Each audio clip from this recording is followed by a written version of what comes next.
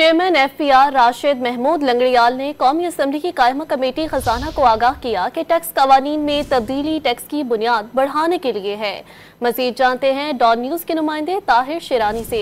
ताहिर, बताइएगा इस कानून के तहत कौन अकाउंट खोल सकते हैं और कौन नहीं?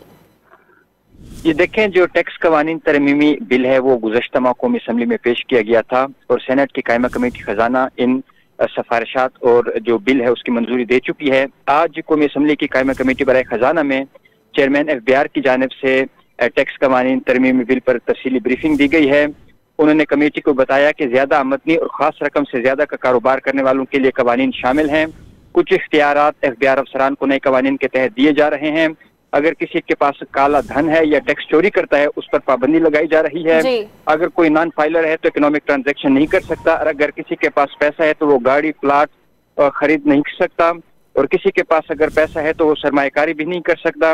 इसके साथ साथ चेयरमैन FPR की जानिब से कमेटी को ये बताया गया कि तफसीलात से आप आगाह कर रहे थे। शुक्रिया ताहिर।